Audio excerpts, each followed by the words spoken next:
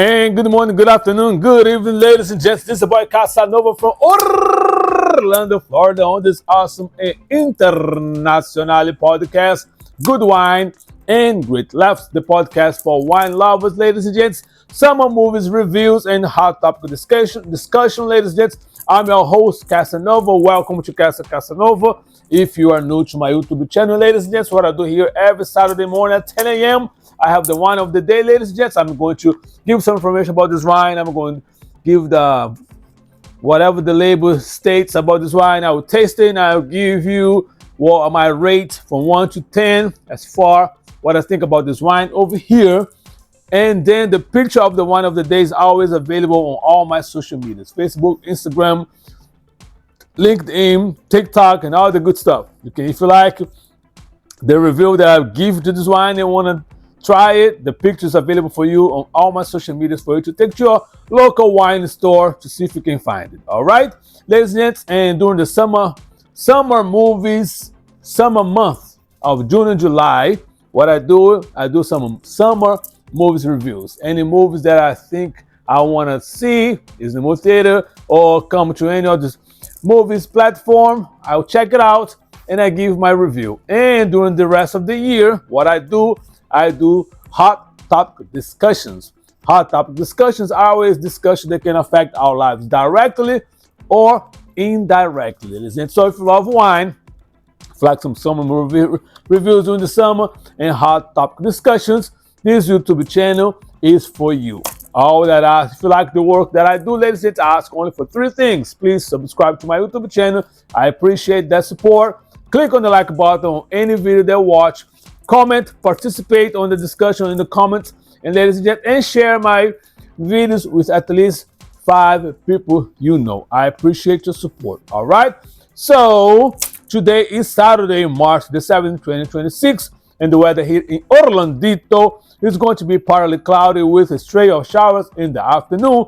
Highs of 85 and lows of 66 degrees, ladies and gents. And don't forget that tomorrow, the 8th, start the shenanigans that I can't stand it, the bullshit of the light savings nonsense. I can't stand that shit. I don't live in a farm, so I don't give a damn about it.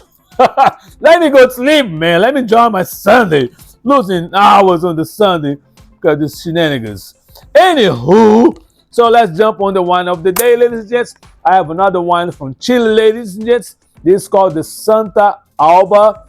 The wine from Chile, of Chile, let me see, of Chile, is a Pinot Noir, is a vintage of 2024. Alcohol percent of this wine is 13.5, ladies and gents. And according to the label right here, it says the Santa ALBA wine of Chile is a Pinot Noir. Our Pinot Noir has a bright cherry red color, intense notes of strawberry and spiced wood. Smooth and round on the palate with excellent structure and very well balanced. This wine can be great companion with carpaccio with capers. Ooh. So, like I say, I have plenty of Chilean wine here. My favorite brand that I told you many times, but if you're new to my YouTube channel, go back and see the previous video. But for me, as far as all the ones that have taste from Chile, Papi is the best brand. So let me give a shot on Santa ALBA to see if Santa ALBA Pinot Noir can hang or surpass Papi. Okay? Got my decanter right here, ladies and gents.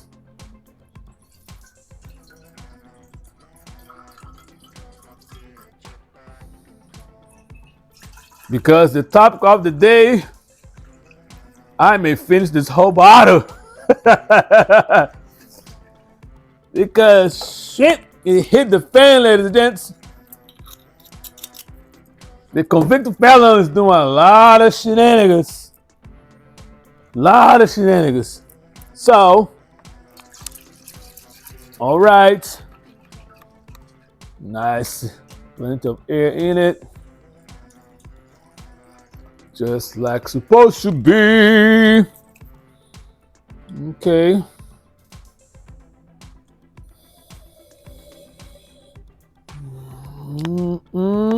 Okay. Definitely, I love the nose. Nice. Nice, nice, nice. I like it. Can recognize the say right here that's supposed to have strawberry and spicewood. I smell it, the strawberry, but I gotta dig my nose inside to. I don't have this very sensitive nose as some people that can describe everything. I'm not about that. Unfortunately, I wish that I had it, but I can recognize some spices and fruits and other things that are in the wine. But stop now talking, let's drink it.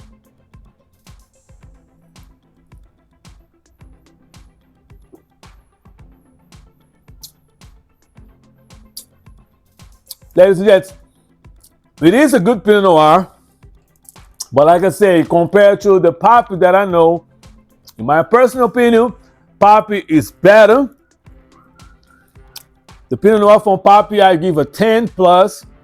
This one right here, I'll give an 8. And the reason I'm giving an 8 because even though it's Pinot Noir, on this particular wine here, definitely I can feel my tongue being dried.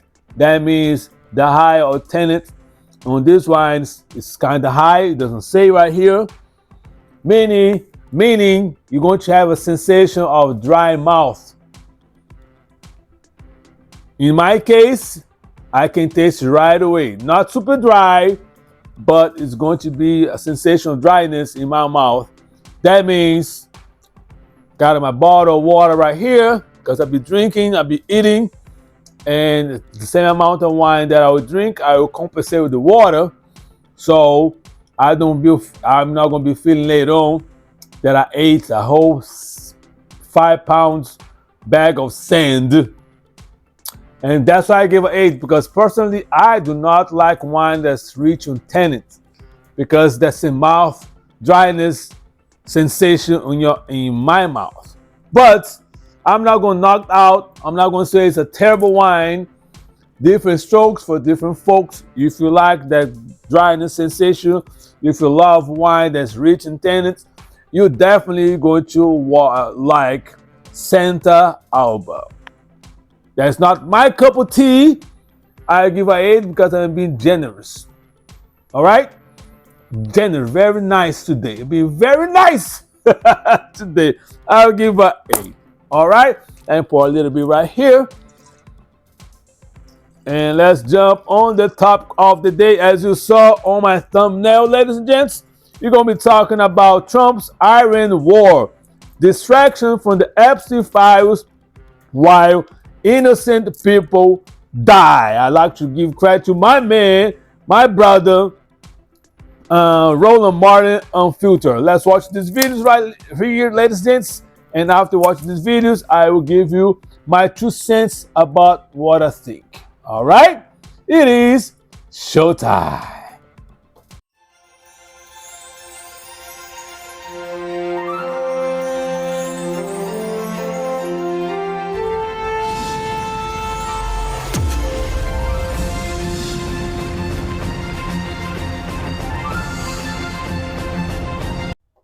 The U.S.-Israeli widening war with Iran, and nations outside the region are struggling to evacuate hundreds of thousands of their citizens from countries now in the line of fire. Of course, Italy is doing so. The United States, not. They weren't even prepared. Wait till we show you what Secretary of State Marco Rubio said. The Israeli and U.S. bombardment of Iran continued as Iran's retaliatory missile and drone barrage at Gulf nations intensified. Israeli forces reportedly pushed into Lebanon to halt Hezbollah rocket fire. During today's bilateral meeting with the German Chancellor, ABC News' Rachel Scott asked Donald Trump why the U.S. struck first when they were in the middle of an actual negotiation with Iran and other regional countries. Mr. President, did Israel force your hand to launch these strikes against Iran? Did Netanyahu pull the United States into this war? No, I might have forced their hand. You see, we were having negotiations with these lunatics, and it was my opinion that they were going to attack first. They were going to attack. If we didn't do it, they were going to attack first. I felt strongly about that. And we have great negotiators, great people that do this very successfully and have done it all their lives very successful. And based on the way the negotiation was going, I think they were going to attack first. And I didn't want that to happen. So if anything, I might have forced Israel's hand. But Israel was ready and we were ready, and we've had a very, very powerful impact because virtually everything they have has been knocked out now. Their missile count is going way down. Amazingly, they're hitting countries that were, let's call them neutral, right? They lived together for a long time. I think they were surprised. I was surprised. I think and now those countries are all fighting against them and fighting strongly against them. Someday they'll write a story and they'll say why they did that, but they hit countries that had nothing to do with what's going on. They were sort of leaving everything alone. All of a sudden they had missiles shot in, which shows you the level of evil that we're dealing with. They'll hit people that were actually at least somewhat friendly, and they had no problems with it. Also hitting only civilian places, hotels and apartment buildings, and we're hitting them where it is much more appropriate. We're hitting them very hard. And the big scale hitting goes now. They no longer have air protection. They no longer have any detection facilities at all left. And so they're going to be in for a lot of hurt. These are bad people. These are people that killed. I guess it's 35,000. It's coming out 35,000 over the last 3 weeks. Protesters, 35,000 violently killed. So these are bad people, and the leader of the pack is gone. And as you know, 49 people were taken out in the first hit, and I guess there was another hit today on the new leadership, and it looks like that was pretty substantial also. Okay, House Democrat leader Hakeem Jeffries blasted Donald Trump for spending taxpayer dollars to launch foreign wars instead of making life more affordable for Americans. On the campaign trail, Donald Trump and Republicans promised not to get the American people into endless, failed, foreign, forever wars. And yet Donald Trump has just gotten America into an endless war that he acknowledges and plans to be endless, as was the case earlier today. And we've already tragically lost the lives of 6 American service members because Donald Trump, without justification and without coming to Congress, has gotten America into a Middle Eastern war that we know will not end well based on what we've already seen in Afghanistan, in Iraq, and for that matter, in Vietnam as well.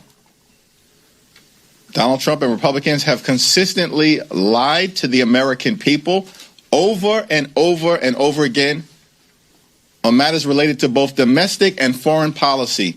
These extremists have been a complete and total disaster. They have consistently failed the American people. And Democrats are here to offer a better path forward.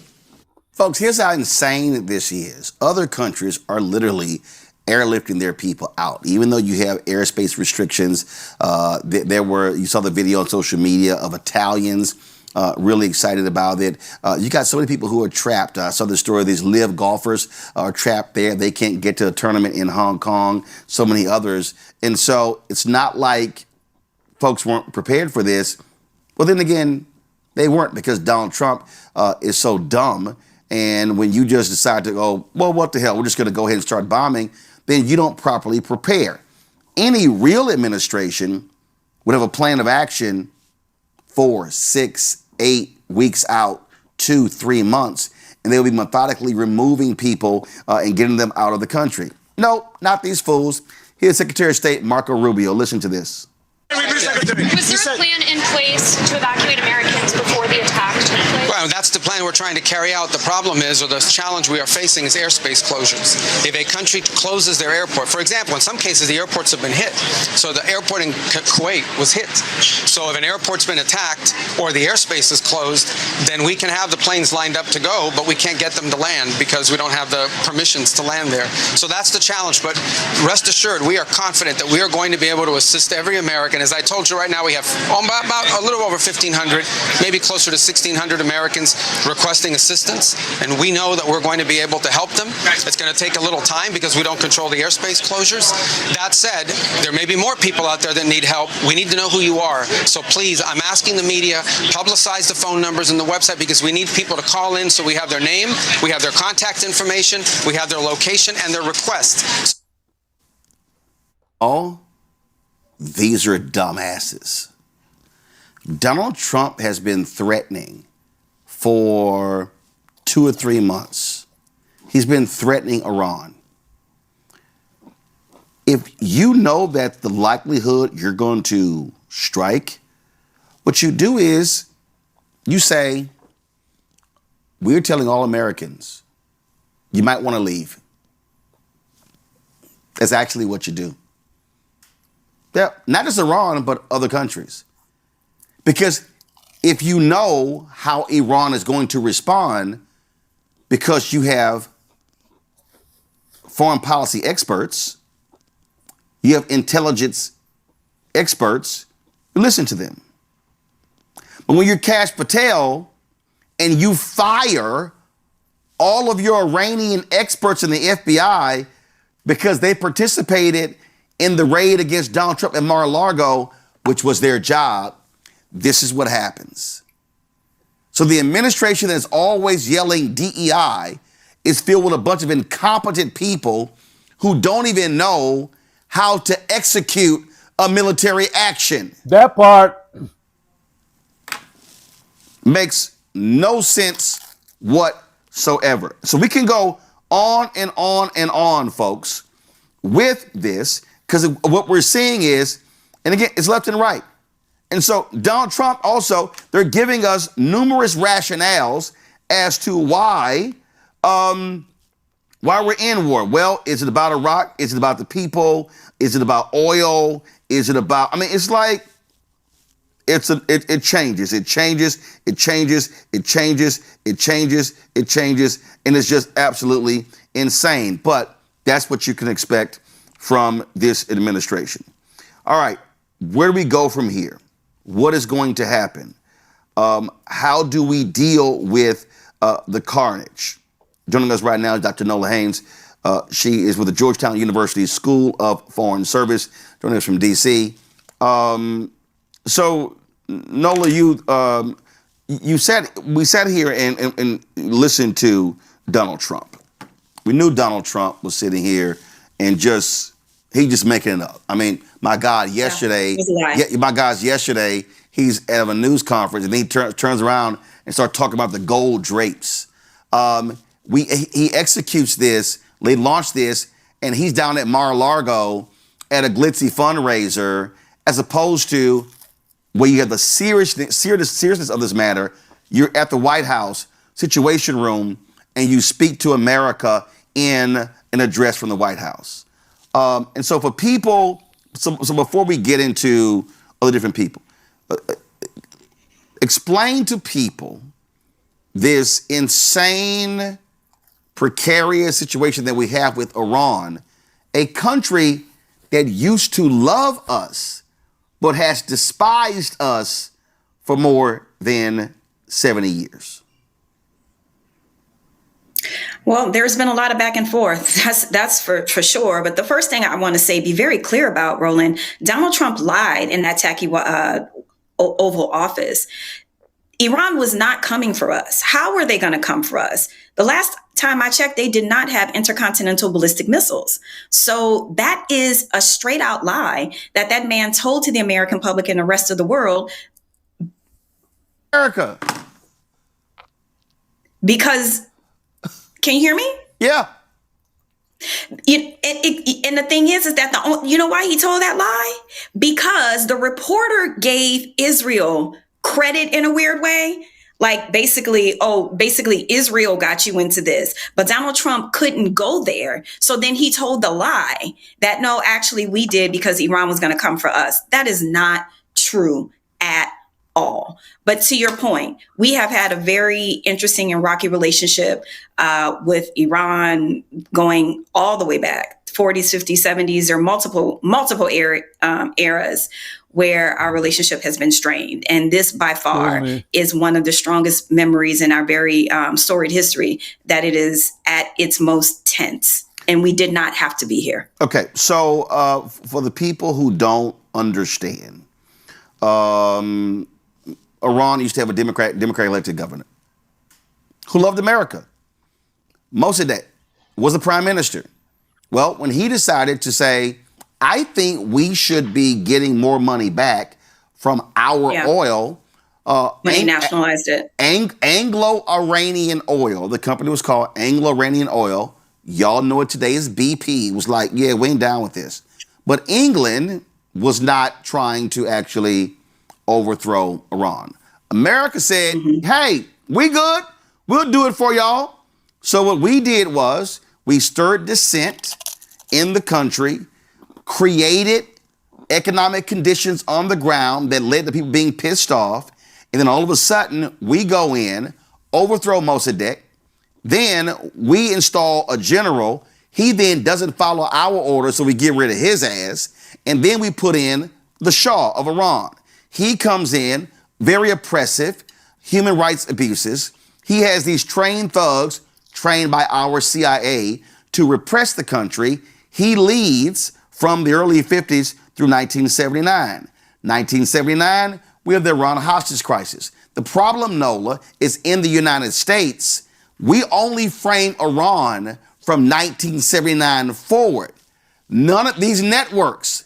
I remember being on CNN and Michael Ware was having a conversation with Christiane Amanpour, and I was waiting to go on, and I'm listening to them discuss Iran, and I was like, yo, is anybody going to talk about Mossadegh in 1953? So we only tell Americans that the Iranians, they're awful, they're bad people. They took over our embassy in 79, but we never want to talk about 1953. I mean, I agree with that, but I actually don't think it matters, because in Trump's America, truth doesn't matter. It doesn't matter, and history definitely doesn't matter. Here's why it matters. It matters because when you have framed this as they hate us, they want to tear our country. No, I wasn't done. No, I agree. Yes. So I think it does matter. We know MAGA ain't smart, but I just believe that the problem in America is we don't like hearing the real story of our foreign policy around the world and how we have contributed to a lot of this stuff because of our actions, which oftentimes comes back to oil and money. But I think a lot of Americans do know that. 1 in 5 Americans are only buying this story. I mean, to say that for the last 47 years that Iran's been killing Americans, that's just categorically untrue, and it's false. And I'm not saying every American knows that. And I'm not saying that every American knows the details of our relationship with Iran. But to some degree, from what I'm hearing from people, is they do understand that we have not been, quote unquote, at war with Iran for the last 47 years, because to your point, they decided that they don't like the supreme leader, who has been the leader for the last 46, 47 years and has been an oppressive leader. So to your point, that is the narrative in which they are going with. But from what I'm seeing, Americans aren't really buying it. Yeah, well, first of all, let's be real clear. When you look at the polling data, one of the reasons why Americans are not buying this war is because Donald Trump ran on 2016, 2020, 2024. No more wars. No new wars, no new wars. We should stop spending all this money fighting wars. Then he also said, we got the tweets, got everything else. Obama, when he's going to be in trouble with poll numbers, he's going to bomb Iran. Joe Biden's going to bomb Iran. And guess what? Conservatives are ripping him. Donald Trump is now firing back at Megyn Kelly, firing back at Tucker Carlson. Charlie Kirk was also speaking against this here. And so he created on the right. And remember, you had people like, oh my God, you had all these progressives who were saying, my God, Donald Trump is more of a dove than Biden and Kamala Harris. And now all of a sudden we see what is going on here. And so that's contributing to this, but also the shifting rationale as to why in the hell we were doing it. We were in the middle of a negotiation. Let's talk about that because Obama negotiated a deal. Obama negotiated a deal when it came to Iran's nuclear program. Trump's like, oh, deal sucked. I'm tearing it apart. So he was negotiating a new one, which was essentially same as the old one. And according to officials in Amman, Iran agreed with all of America's conditions. And he was like, no, we're going to listen to Netanyahu and we're going to blow their ass up. Right. So last year when I broke the news on your show that the United States was going to attack Iran, I talked about JCPOA quite a bit. And JCPOA stands for Joint Comprehensive Plan of Action, which is also known as the Iran nuclear deal. We do not have to be here. We do not have to be here. I need people to really understand that this is a fabricated situation. To what ends? I mean, there are a lot of speculations, but there's one point that I need people to understand. China is an interesting factor here, Roland, because Iran and China have a 25-year trade and security agreement that they signed in 2021. And while right now China and Russia are kind of playing it back a little bit, they are the ones who are offering up surveillance to Iran. It's a reason why they know where U.S. military and civilian assets are in other Emirates and Gulf states. So this is a very interesting part of this, where China is stepping in to fill in that diplomatic void that we've abdicated. You are also now having to factor them into the global response. And that part of it is going to be very interesting. So you have the situation where, as you opened up, you have Gulf states, you have, Emirates waking up to 5-star hotels in Dubai being bombed. Didn't nobody want that. It did not have to happen, right? And now you have Europe trying to figure out how they're going to move. Now you have Gulf states trying to figure out how they are going to move. And right now it looks like they are giving the United States assistance, but let's be clear, because they don't want the drama in their own sovereign territories. That all that lying that Donald Trump did in the tacky Oval Office when he was talking about, oh yeah, they're partnering with us now and all these different things. He's making it seem like everybody's on board because they agree with what he and Netanyahu has set out to do. That is not the situation. What Trump and Netanyahu has done is put everybody in a situation no one needed to be in. And let's not even get to the point of we may not even have enough ammunition for Trump's forever war or whatever kind of version of war he wants this to be. Well, one of the things that I find to be very interesting, and again, so let me preface this by folks who will sit here and go, oh my God, are you pulling for Iran? No. If you're Iran, you know strategically, and when it comes to the military, the might of the United States. You understand that. But we can go back to Vietnam of what happens when we have might, but we face a country that operates with different tactics. So absolutely, what Iran does, first of all, Iran is firing missiles at U.S. air bases in these surrounding countries. So they are harming places where America could be releasing assets.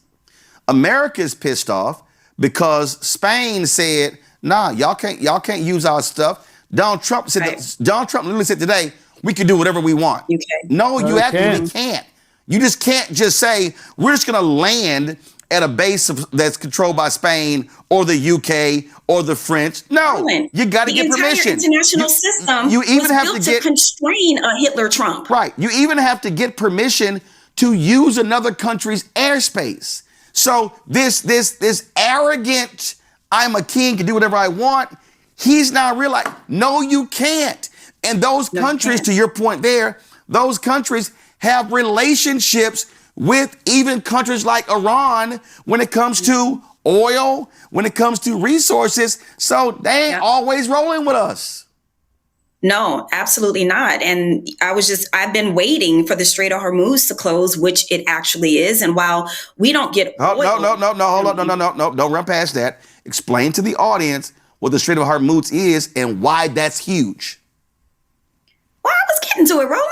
Well, yeah, but you just mentioned it. You got to explain it. So my job is to make it for the people who don't talk this stuff every day. So before you make the point, I was going to explain it because I've been explaining it. Well, so let's let go. me finish explaining. Let's go. The Strait of Let's go. Hormuz, which is responsible for about 45% of the world's gas and oil that passes through the Strait of Hormuz. Okay. Now, why is this important for the United States, considering that our largest oil partner is Canada? It matters because what happens around the world also affects us too. So China is Iran's number one trading partner, China, Russia. And so if we are messing with them, with their economic bottom line, you best believe they are going to figure out a way for us to feel that pain too. So when you open this up, you talked about the stock market and you talked about rising gas prices. And when people ask me all the time, why does foreign policy matter? This absolutely matters for your kitchen table. This matters for your bank account because everything is going to shoot up. And in terms of price. So the Strait of Hormuz is really important in all of this in terms of imports and exports. And let me be clear, Iran is taking an economic hit here too, because they get a lot of their money from exports. And so by them closing it and saying anyone who passes this boundary, you're going to get the business, that means that they are dug in, Roland. They are willing to take the financial hit. They are willing to take the military hits. And they warned the United States, y'all come for us, we will come for you. And to your point about the arrogance, we did not listen. Again, for the people who don't understand, because again, I think it's, let's just be clear, a lot of folk don't live and breathe this stuff every day. Just same thing with the Panama Canal. It's called the Panama Canal because controlled by Panama. When we talk about the Strait of Hormuz, the reality is that is in. Let me pull it up here because I want people to actually see this, so we can understand the role that Iran plays in this. And so it's a waterway. Go to my iPad. So folks, you'll see this here. So the Strait of Hormuz, Iran is controlling that. I'm sorry, it's basically in their country. And so if they shut it down, ain't nothing getting through. Like exactly. You're not going around and ain't nothing getting through. And what we also are dealing with, I saw something the other day. This guy was breaking down why the attacks on the airports are important. Because he talked about even in Dubai and those airports, they handle 127 million passengers. They're the air gateway from Middle East to European countries as well. Africa. So Iran, being again smart tactically, by attacking the Dubai airport, by attacking these other countries, they are now impacting other nations around the world by this action because they've been canceling flights left and right. So now all of a sudden, people are stranded there. Now they can't do business in these places. So now other countries are going, yo, U.S., Israel, when this going to shut in? Because you're now messing up our economy, and now you're impacting global economics. And now you have global instability. Absolutely. And that's the real point of all of this. That's called strategy. Something that the United States didn't have, that same sort of arrogance, that they went in last June and it lasted about 12 days and they were patting themselves on the back and they said, job done, job accomplished. And then they tried to run it back again, the same play. And now they are getting resistance because you are messing with people's bottom line. You are messing with global economics. So when the Strait the strait being closed, yes, we're talking about oil and gas that can't get through, but we're also talking about some luxury items. So why is that important? Because largely a lot of rich folk haven't felt the impact of Trumpism. What they have experienced is making a lot of money, on the stock market. But now it's a different situation. Now you're talking about, countries GDP being impacted. We're talking about rich people maybe not being able to get their luxury goods that they love because the Strait of Hormuz is closed. So you're not just talking about how bad Trump policy impacts poor and working class people. Now we're getting to the people with money, and now the situation is going to change because it's affecting them. I want to bring in my panel right now for the questions. Dr. Mustafa Santiago Ali, former senior advisor for environmental justice, the EPA, joining us from D.C. Joe Richardson, civil rights attorney out of Los Angeles. Mateo, the Justice Guy, legal and political analyst out of D.C. as well. Mustafa, your question for Nola. Hey, Nola, it's good to see you. You also referenced early on about the economic impacts, and I think sometimes folks forget how much it costs for these missiles and jets and the cost of just operating them just for a few hours. Could you just expand a little bit on how those costs are actually going to come back home and how significant they actually are? The boomerang effect is about to be stupid. Okay, like the foreign policy, the bad foreign policy is going to come back on us domestically in a way that I genuinely worry about. It costs hundreds of millions of dollars a day for this kind of military bombardment. And we have a lot of new tech out there. I don't know this to be true, but I have seen reporting that hypersonic missiles are on the battlefield. And if that is true, that is bananas. Drones are, Ukraine kind of perfected this technology with making low-cost drones that are very effective to the point where they can destroy tanks. Now, drones are a technology that can be relatively inexpensive, but we are using a mix of different type of ammunitions. And all of that is incredibly expensive, to say nothing if we actually do deploy people in country. That's another layer of expense. And so this is going to be compounded. And once again, it's going to be on the backs of Americans to have to pay this bill for Trump and Netanyahu's war. So that point there, Nola, is, like, people need to understand, the drones costing them $50,000. The bomb is costing us $1.2 million. Mm-hmm. And then I saw this one interaction. We fired 3 weapons to take down 1 drone. So in that instance, it cost us $3.8, almost $4 million to take out a $50,000 drone. And as some estimates from intelligence says, Iran has up to 80,000 drones. And not to mention the F-15s that supposedly were shot down by friendly fire. I don't know about that. So we have F-15s that are crashing in the Middle East. So that is an enormous cost. And then also, what are we doing to protect our technology inside of those planes when they go down? So the costs are exponential. And because this administration doesn't understand the word strategy, we don't know what the end goal is. We don't know just exactly how long Trump is planning whatever it is him and Netanyahu are up to. Personally, I think part of this is about wanting to crown Netanyahu king of the Middle East, but that ain't gonna happen. Now, of course, Trump is claiming, this is the New York Times, go to my iPad, Trump says strikes kill Iranians the U.S. saw as new leaders. Well, we'll see if that's actually real or not. Mateo, your question.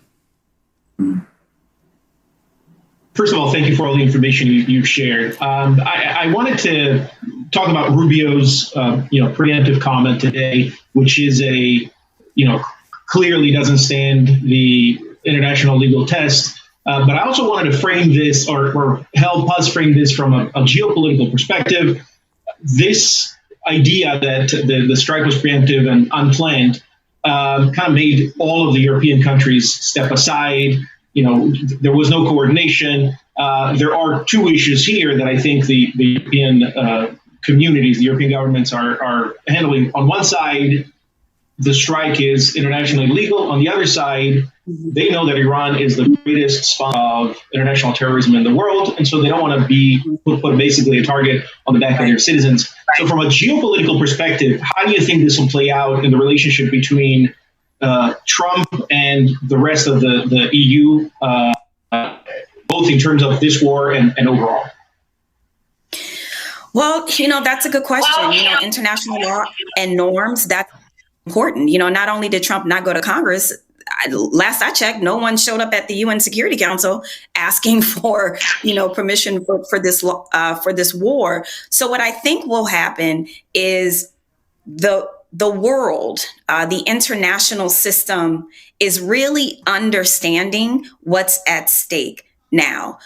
There's a reason why I brought up why this entire system was built in the first place. It really was built to constrain a Hitler, to constrain a Trump, a leader who is absolutely out of control and unilaterally making decisions to go to war. So now what I am seeing is more of a serious conversation about constraint and what that means in a more fractured environment where the United States isn't leading the way that it once did. So some of what's happening in the background is Europe is actually trying to figure out, okay, who is going to step into this vacuum? Who's going to step into this power vacuum? And what is that going to look like? Right. So it's a lot of rethinking, reshifting, reorganizing, because right now the international system that was built is not working. Trump and Netanyahu are not constrained. Joe? Dr. Hayes, it's good to see you. I wonder, let's hypothetically say that this happened as it does, and somehow we get lucky and wake up one morning and Donald Trump is no longer president. And so there's a new leadership team, including Secretary of State or whatever else. And what would you do? Because it's very easy for us to talk about all of the things that they're doing wrong. But what happens because one day somebody's going to have to pick up the pieces here, right? One day, whether it's 3 years from now, it's not clear that this is going to be short, hit it and quit it, stick and move like Sugar Ray Leonard. No, this is probably going to last a while, and it's certainly going to have some effects. So guide us through a bit, if you can, as to what someone that is involved in this situation from a leadership standpoint that really wants to assess and do what's right, what's practical, what's pragmatic on some level, but what's best for our long-term interests. Can you start to guide us a little bit in terms of what that might look like? Are you asking what happens after Trump? And if this situation is still ongoing? Yeah, that's the short of it, right? What happens after somebody that really wants to be responsible about landing the plane in this situation has an opportunity to do so? I think first and foremost, listen, I come to this work, international security and arms control, that's just not a title. That's an actual job. I am an arms control expert. And so I heavily believe in things like JCPOA. I think this is an opportunity for arms control to come back in, to bring people back to the negotiating table. The United States is going to have to pick up our diplomacy chops where we have failed during, the Trump years. So I want to start there. I want to start with letting people around the world know that we are very serious about diplomacy first versus a deterrence first posture. And is it going to be costly for us? Are we going to have to eat crow? Absolutely. But the starting point is diplomacy, and then negotiation, and then coming back to the table to reconvene things like JCPOA, New START. So that is where I see opportunity, is coming back to the negotiating table and diplomacy. For the people who don't know, what is JCPOA? The Joint Comprehensive Plan of Action, also known as the Iran nuclear deal. Gotcha. All right.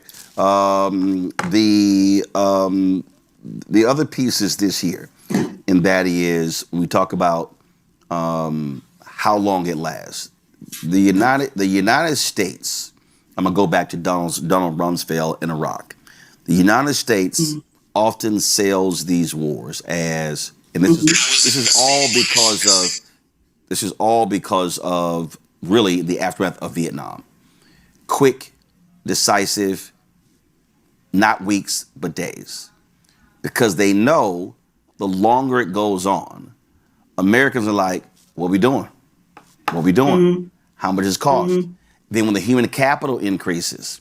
But this case, Iran is also paying attention by saying, hey, if we can drive up the economic crisis, you already have an economic problem in America. You all of a sudden, you ain't gonna have Donald Trump yelling gas under $2, which is already a lie. You're gonna say gas $3, $4, $5. Goods going up. They understand the American people have no appetite for a high cost of another war. Absolutely. We don't have an appetite for it, nor do we have an appetite for seeing an all-girls school being blown up in South Iran. We don't have an appetite for seeing more dead children. We don't have an appetite for spending money on wars that we cannot afford. I mean, meat in this country, you pretty much have to be a millionaire to afford a decent piece of meat in this country. And we are talking about a made up war to possibly make Israel the hegemon. Is that what we're doing? How is that America first? And the way they are twisting themselves into knots to make this America first, talking about people mess with us and, we're going to show them. Go sit down. Nobody is buying that tired, weak spin. Nobody is buying it. And to your point, Roland, in June, this situation lasted 12 days, right?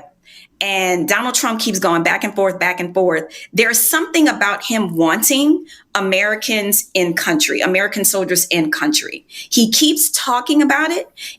And when you have someone in charge who's never served and you think it's cool to put on a jacket and to, give orders like the military or G.I. Joe action figures, he makes statements that is indicative of someone who has never put on a uniform. And not only that, for someone who purposely did not put on a uniform. So he's playing with people's lives. He's playing with people's kitchen tables, with people's bank accounts, because he wants to feel puffed up and important and possibly make his friend more powerful in his region and possibly wanting to run that play in the Western Hemisphere, which is what all this Greenland and Canada and Mexico conversation is about. It all connects. It all relates. A couple of more points here.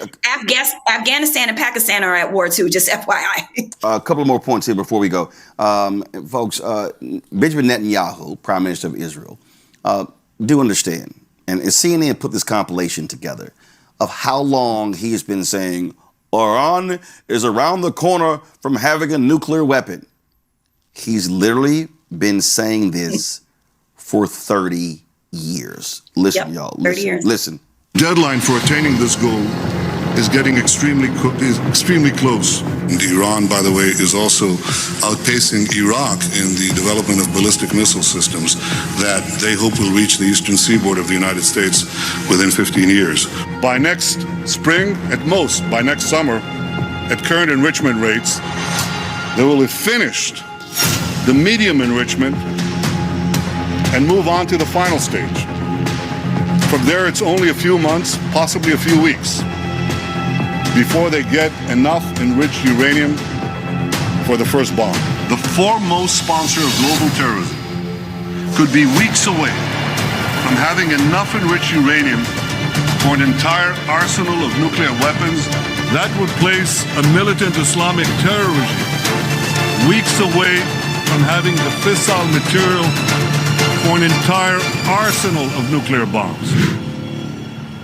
Now, it's obvious that Israel does not want Iran to have a nuclear bomb.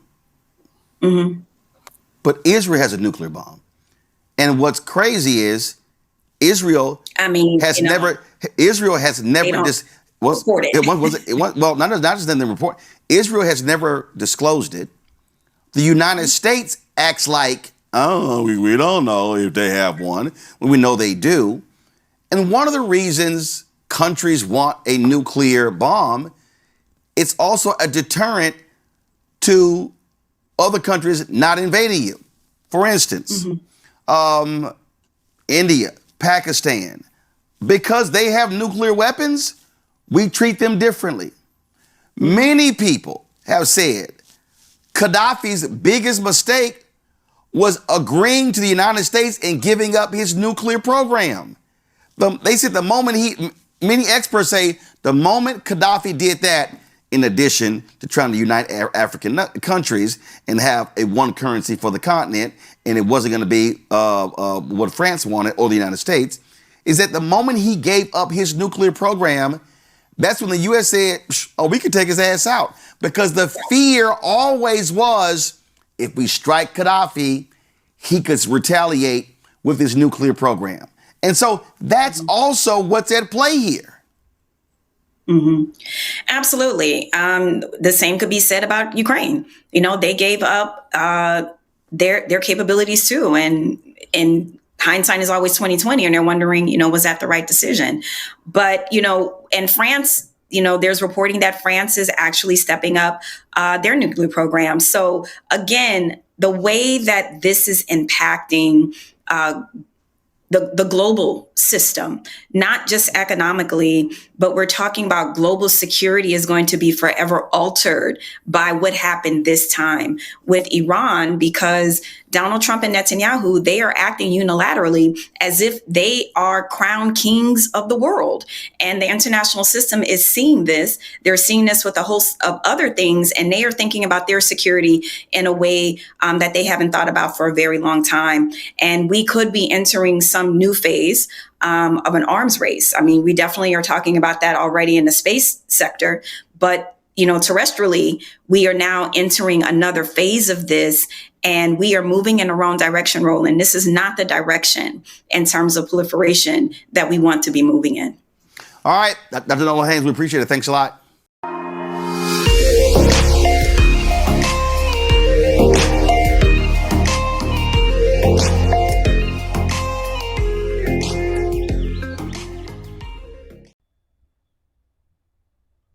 All right, folks, this war that's taking place with Iran, it continues. We're on day 4, and it's intensifying. And what's crazy is this administration keeps giving us all of these different reasons as to what the hell is going on.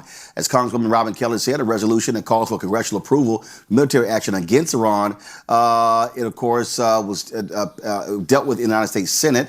The Democratic-led Iran War Powers Resolution was introduced by Senators Tim Kaine and Adam Schiff. It would direct the removal of United States armed forces from hostilities within or against Iran that Congress has not authorized. Earlier today, Defense Secretary Pete Hegseth confirmed that a U.S. Navy submarine sank an Iranian warship in international waters. In fact, last night, we sunk their prize ship, the Soleimani. Looks like POTUS got him twice. Their Navy, not a factor. Pick your adjective, it is no more. In fact, yesterday, in the Indian Ocean, and we'll play it on the screen there, an American submarine sunk an Iranian warship that thought it was safe in international waters. Instead, it was sunk by a torpedo. Quiet death. The first sinking of an enemy ship by a torpedo since World War II. Like in that war, back when we were still the War Department, we are fighting to win. This idiot really thinks this is a game. Right. Folks, this took place at Capitol Hill today, where former Marine Sergeant Brian McGinnis stood up during a hearing to say what millions of Americans are thinking before he was dragged out and his arm was broken. No one wants to fight for Israel! Oh my God. Ryan, why are you here? Why are you getting arrested? Free Palestine, from the halls of Montezuma to the shores of Tripoli. Palestine will be free. Oh my God, they broke his arm. Oh man. We just witnessed a Marine veteran interrupting the hearing, and they broke his arm. Why did he interrupt the hearing? Because there is a war in Iran, and our military brothers and sisters are going to die for Israel, and we are here to say no, we do not support Israel.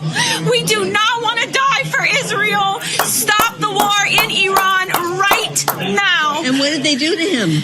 They pulled him out, got his arm trapped in a door, broke his arm, tackled him to the ground. It was a very, very intense situation. Please stand up as a Marine. Stand up for America.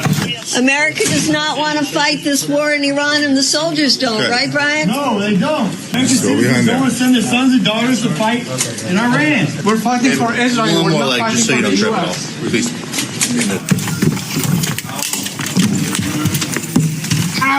No one wants to fight for Israel! His hand! Oh! His hand! Oh my God. Sir. Let go of your hand. Let go of the door. Let go of the door. The senator broke his hand. A sitting U.S. senator just broke the hand of a Marine. Sir. Okay. Control your Senate. I'm stuck in the door. Okay, sir. A U.S. senator just broke the hand of a Marine. Hand's stuck. A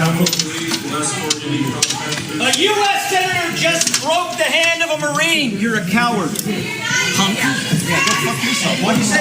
Senator? Go fuck yourself. You were a shit seal. That's why you got kicked out, fat ass. Everybody sit down, please. Sit down, please. Everybody sit down, please. Everybody sit down, please. I'm getting out of here. That's fine. Everybody sit down, please. Is your hand okay? No, it's not. This is disgusting. Disgusting. Folks, that War Powers resolution in the United States Senate did not pass. Joining us right now, retired Lieutenant General Russell Honore, joining us from his home in Louisiana. General, first and foremost, just your assessment thus far of what has taken place over the last 4 days. Well, what started out as the U.S.-Israeli attack on Iran, and the reason for it has bounced back from regime change to nuclear capabilities to freedom for the Iranian people to destroy the Iranian army for past attacks throughout recent history, throughout the Iran-Iraq war, the Iranians, Iraq-Iran war, the Iranians pushed the IEDs in that killed a lot of Americans, and there was Marine bombings. I mean, it goes on, this long legacy of our hostile relationship with Iran. And then in recent months, Prime Minister Netanyahu has been pushing for this for the last decade, going back to the Obama administration. Actually, last 30 years. CNN had a video of him going back to 1996. Yeah, thanks for the date correction. So this has been an ongoing attempt and consideration of many presidents.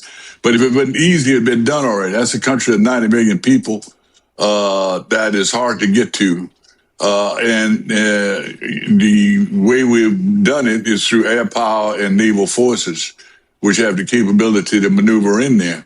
But at the beginning of this war, our regional partners stood back, from the Saudis to the Emirates to Dubai, Turkey. All of our allies in the region said, we're not going to participate in this one. But once the war started, and the devastating attacks from the Israeli and United States Central Command, unlike the 12-day war response, the Iranian, to use a word from the great Muhammad Ali, pull a rope-a-dope. As opposed to showing all their missiles toward Israel, they made this a regional war, as you described earlier, bringing in other nations by attacking U.S. forces and capabilities inside regional partners, from Saudi Arabia oil production to the LNG production in the Emirates. They have made this now regional to include a potential attack on Turkey, which they successfully turned back with air power and missiles to destroy that missile from Iran going toward Turkey. to make this then a NATO operation. So that rope-a-dope, meaning back up, move around, and attack in a different direction, unexpected direction, I think it somewhat surprised our War Department. And we want to see how soldiers, sailors, airmen, and Marine get the job done as assigned by the president. But I think the plan that they went into has taken a setback as a result of the Iranians attacking neighboring countries, making this a regional thing. So they plan, again, and quoting another boxer, your plan work until you get hit in the face. And they're having to adjust now. Now, they have degraded the heck out of the Iranian forces and taken out the cleric leadership. But this isn't over yet. And my recommendation to the administration has been, it's time to declare victory and get intermediaries to start talking now about a ceasefire, because further destruction of Iran is not going to help the people of Iran. Well, absolutely. And the thing here, right, all the different reasons, all the back and forth, it's crazy. They can't settle on one, which tells you they don't even have a real reason to do so. And the other thing is this here, and this is very difficult, folks have to understand. And that is when you're talking about, when you begin to use the United States military, the U.S. military serves, frankly, a single force, a single reason. When you unleash it, it's about killing. It is a killing machine. It is not about peaches and cream and dropping rose petals. That ain't what it is. And the problem here is, and this is what I tell people, this is not excusing or anything. We understand Iran when it comes to the issue of terrorism. We absolutely understand that. But we also have to recognize is that there are a number of countries that deal with terrorism. And you have to make judgments, because if you say, well, I'm going to take you out for this reason, well, when you pull that thread begins to unravel, and the implications now hit 3, 4, 5, 8, 10 countries.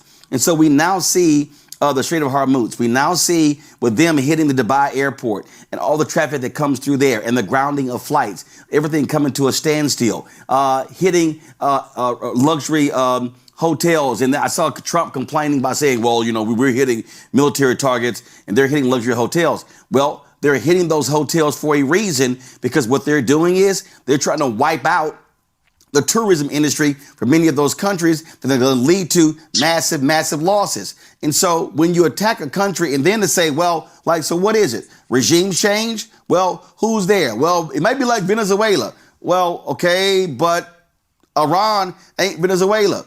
Iran is also a bigger country than Iraq was. And so when you make frankly, a one-dimensional decision and you don't consider all the facets, then we're getting ourselves into a bigger mess than just striking the Ayatollah. Absolutely. That's why I thought the Senate could have done a better, spent time today. They needed to get people on the record for voting for or against the war resolution, but they should spend more time on starting the language of seeking a ceasefire. Just more death and destruction. We've proven before, just look at Gaza. We bombed Gaza till in the rubble. I'm about to do the same thing in Lebanon with the Israelis going after the Hezbollah. It's time to stop the bombing and the killing, because it's not ensuring peace. We're creating 2 more generations of people that's going to be mindful of the fact that we destroyed their country. And destroyed, thousands of people are dead. Killing, we can't kill our way out of this war. We need a political solution that allows an opportunity for the people of Iran to rise up at their proper time that they choose. But with 90 million people under the guns of Israeli and American guns, this is not sustainable war. And we're doing it with a naval fleet with very little capacity on ground, because the Europeans didn't play with us this time. They decided to stay out of this war. And they are very critical to our logistic capacity and our overflight rights that we need to be able to get into the theater. So it's time to end this war within the next 72 hours. And I hope there's some reasoning come from somebody like Macron or the Pope or the international community that start calling into the White House to end this war and declare victory and get the hell out of there. Because we don't have the capacity now to occupy Iran. Last point here, we discussed this on yesterday. Iran has 50, 60, some reports say 80,000 drones. In many ways, they could treat America like the Vietnamese did, and that is use unpredictable tactics. And when Donald Trump says, well, you know, we can go 4 or 5 weeks, when you start talking about the U.S. military, the price begins to add up. When you have folks in the Pentagon talking about, well, do we have the munitions to support this as well? All of that is real. And so that's the thing that people are not understanding. We go back to Donald Rumsfeld. We love this whole, oh, we can go in quick and easy, get it done, few days, and then we're out. No, that never, you can't show me where that actually happened, where we actually led a war, and yeah, it lasted 4 or 5 days, a week or 2 weeks, and then we were able to get out. No, that doesn't exist. Exactly. Yeah, and you know, we're talking about now escorting ships through the Strait of Hormuz. That is a high-risk operation. And the last time we did this, the Iranians didn't have all those drones and ballistic missiles. This is going to be a different operation than the last time we did it. While the Navy has a lot of self-defense capacity on the ships, you do anything enough, you're going to have a failure. And this would be cross a red line to God knows what this administration will do if we lose a carrier or a couple frigates in the Straits of Hormuz escorting oil. Oil for the rest of the world, not necessarily oil for America, but oil for the rest of the world as we are escorting oil for China, natural gas for Japan, and oil for India. Because 20% or 25% of the world's oil go through that strait, and it's only 20 miles wide. Those Shaheed drones could be very effective against our ships.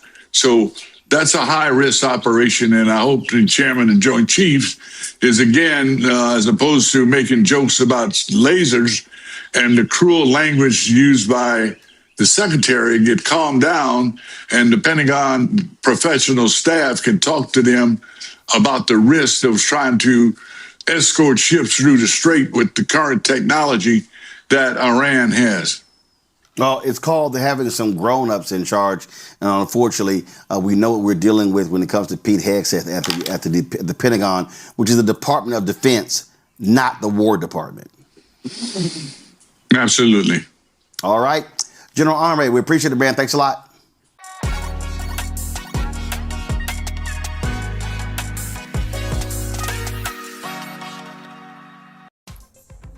And ladies and gents, as you watch this show video with me right here, one thing I'm going to tell you this is completely a distraction from Trump to make people forget about the Epstein files. All right? Now, I say that before in my previous videos, since Trump won the second term, right, against Kamala Harris. The majority of black people knew that we tried to tell you. You told about all the Project 2025, all the shit is going to happen. Kamala Harris told you about what Trump will do, but a lot of white people and then some minorities, some as Cuba for Trumps, back for Trumps, Asian for Trumps, he's not going to do none of that. So the people that were already proactive, including myself, know if this guy get in the White House, shit gonna hit the fan like never before. And it's going to be diarrhea type of shit. That's going to hit the fan. So let me get myself prepared for what's coming. If you see that the rain is coming down there, you see the thunderstorm, you see the clouds getting really, really dark, start the wind shape, moving. So let me get my umbrella, or let me go inside the house, or let me get the stuff that I need, because this rain can last 3 hours, couple hours, or maybe the whole weekend. So why now that I have the time, let's get the supplies that I need for what is coming. So I already knew that when the hell start breaking loose, it's going to be worse and worse and worse. Now, we all going to suffer, but I'm suffering right now for things that's going to happen. It's already happening because I already knew.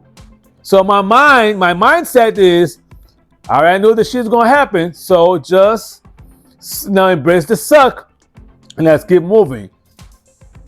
Now, it's going to cost some more for everybody, but I already know that this cost is coming. You know what I'm saying? I already know the hell is going to break loose. It's going to be worse. So whatever's going on right now, and it's about to get even worse, I'm already I'm sedative. Sedated. Like, oh, all right, know it's going to come, so it is what it is. If it's raining outside, I'm getting wet, I'm not going to be mad. Because, hey, I already know the rain is coming. So the cost of everything is going to be skyrocketing right now. For instance, I'm going to give just an example right on my personal life.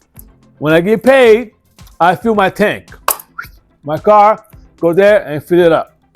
So until my next paycheck, I may spend half a tank or maybe 3/4 of a tank until I get my next paycheck. When I get my next paycheck, I'll fill it up again. So the last time, now I got paid this week, but I did not fill out my tank yet. But the last time they filled out my tank, I paid, if I'm not mistaken, I paid $2.89 per gallon. Now I went to work this morning. The gas price was already $3.49. So tomorrow, after I get off work, I'm gonna fill out my tank again, because I'm guessing that by the time my next paycheck's getting, if these shenanigans of the Iran war keep it going, the price of gas is going to increase. And like you're watching the reports again, some other things going to be happening that's going to affect everybody. Now, the jobs report just came out, and I believe, if I'm not mistaken, I think 92,000 jobs has been lost. So I'm not surprised. Now, why am I going to be laughing about it? And when those MAGA cult members start feeling the pain, they will really try to tell them what's coming. But they thought that all this would just affect the minorities, not them. But now, when they feel the pain, the cost of groceries and cost of everything is going up. This senseless war, the cost of everything, the ammunition, the F-15 that has been destroyed, the countless loss of soldiers there's going to be already died, and more are come. So more body bags come to the United States. The killing of innocent people. The school that was here now that got hit, 150 children got killed. The cost of lives, they're being destroyed right now. They're being killed by this senseless war. I'm not saying that Iran is the best nation in the world, because they have their own problem. They have their own repression by the government over there. But there's an internal problem. But it does not just justify us attacking over there. And if you go look into the history of America, America is well known to kill a lot of people to change the regime in order to take the oil or to take the natural or any other type of natural resources that the country has. You know what I'm saying, ladies and gentlemen? So the United States is not innocent. The United States has a lot of blood. Now look what happened to Gaddafi in Libya. That's a whole lot. Look at the history of where everything the United States touches. Like I said, Venezuela. Am I a fan of Maduro? No, I'm not. But with the attack in Venezuela to change, regime change again. So you keep going on and on and on and on and on. And unfortunately, more people are going to die. More soldiers, more people in the military will die. I know somebody is a mega. I'm not going to say names. I haven't talked to this person a while, but I see she show up on my social media now and then because she got a son that just joined the military. Now, I would say maybe 3 or 4 months ago, that finished the basic training, now went to the AIT. AIT standing for Advanced Training and Individual, AIT, Advanced Individual Training. That means you get your MOS, that's a job in the Army, and then after the basic training, you go to the AIT school to be specialized on your job. And she's a mega. So now what happened? God forbid, I'm not sure if her son is in the active duty or the reserve or the National Guard. I don't know. But I'm saying your son that's a possibility your son can be deployed. And God forbid, one of the casualties that more likely is going to happen will not be her son. That's not what I'm not advocating. I hope that not happen to her. But now that she's going to happen, she's feel, oh my God, no, I vote for this guy, and now my son is in definite dangerous situation right now. So it's the consequence of your vote. And I told many times, election has consequences, ladies and gents. You don't want to be ends unnecessary evil. You don't want to be participate about it. You don't be involved about it, but you should, because politics touch every aspect of our lives. So this shit's gonna keep going. You have a bunch of idiots in the White House, in the whole entire administration, and I hope when this is over, if the Democrats take over, they have some Democrats with balls to do the right thing, and everybody on the Trump administration should be charged and should be thrown in jail. Should be taken to court, just like the Nazis were, brought to court and see what's your participation, what you haven't done, and send these mofos to a federal prison, and they can spend the rest of their lives in jail. Because the level of corruption is ridiculous. Simply ridiculous. The level of waste, public taxpayer money, waste is retarded. But unfortunately, you still have a bunch of the mega cult members that still believe that this is the best economy, that still believe that Trump is a great president, and still believe that he's anointed by God. Because there's some reports that some people in the military were telling the soldiers that Trump is anointed by God, and this is a holy war. You know what I'm saying? The level of craziness is simply ridiculous, ladies and gentlemen. Simply ridiculous. So this is my 2 cents about what's going on in this stupid ass Iran war, ladies and gents. Make your comments about this video, what you think about it, about all the whole situation. And believe me, what's going on there is going to touch your pocket. So it's going to touch your pocket. So you're going to spend more money on everything, because we try to tell you, but some of y'all did not listen, ladies and gents. So this is my 2 cents. I hope you like this video, ladies and gents. Please click on the like button. Subscribe if you're new to my YouTube channel. Share this video with at least 5 people you know. And please be safe, be kind, and be blessed and do the best what you can do with what you got. Salute.